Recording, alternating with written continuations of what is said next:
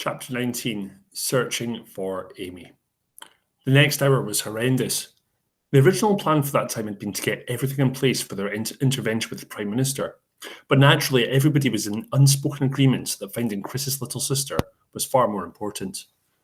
Somewhat surprisingly, Becky quickly took the lead, organising everybody to search separate areas of the fair and its surroundings to help find Amy as quickly as possible. Chris had been tasked with looking in the play park, the place they soon realised had been the last place she'd been seen. Trevor was to check around the catering vans and library building. David and Becky would continue to search inside the marquee. Searching inside a space as busy as the marquee was quite a challenging prospect. But luckily, Becky was able to keep things logical and systematic. She would begin searching the full perimeter of the space and then go on to check around each individual stall. David, on the other hand, would keep stationed close to the marquee entrance to ensure that Amy didn't leave without them noticing. There was no doubt about it. Becky had the much tougher job. David would look to see where she was every so often. He admired how thorough she was being and quickly understood why she volunteered herself to take on the more challenging role.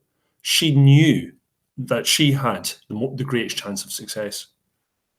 Despite her best efforts, though, Becky had failed to find Amy. Probably the most difficult thing Becky had to do was walk right past Mr. and Mr. Brackett's stall, unable to let them know, at Chris's insistence, that their daughter was missing. It was equally as difficult meeting the project members at the agreed time later in the morning and seeing Chris's face when he realised Amy had still not been found. Fear-stricken and very close to tears, Chris let out a huge, defeated sigh. "There's nothing else for it," he whispered. "I need to go and tell Mum and Dad." He began to trudge in the direction of his parents' stall, but after a few paces, he turned around to face the others. "You need to go ahead with the plan, you know. It'll still work with just the three of you."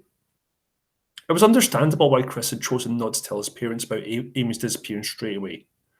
Even though the Brackett stall was on the opposite side of the marquee from where David, Trevor and Becky were positioned, they could still hear the shouting and commotion when Chris broke the bad news.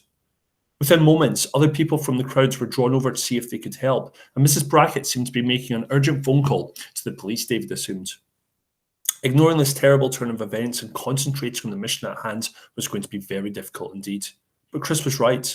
This opportunity would not come along again. Trevor had removed his backpack and was busy rooting through its contents. After a few moments, he pulled out a walkie-talkie and a black microphone and handed them discreetly to David. "We only have 10 minutes left until the Prime Minister's speech is due to start," he said, "so we have to get moving. It is absolutely vital that the microphone stays hidden until I give the signal. Becky, with Chris out of the picture, you'll need to be taking on decoy duties solo, I'm afraid. And remember, from this point on, we use code names only. Are we ready?" Becky and David both nodded before quickly heading off to their respective positions. David moved through the crowd as if on autopilot, trying to keep his focus on what he had to do next and doing his best to keep the nerves from kicking in.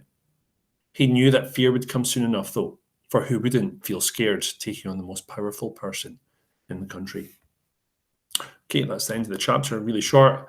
The next chapter is even shorter, and I'll be back with that momentarily. Bye.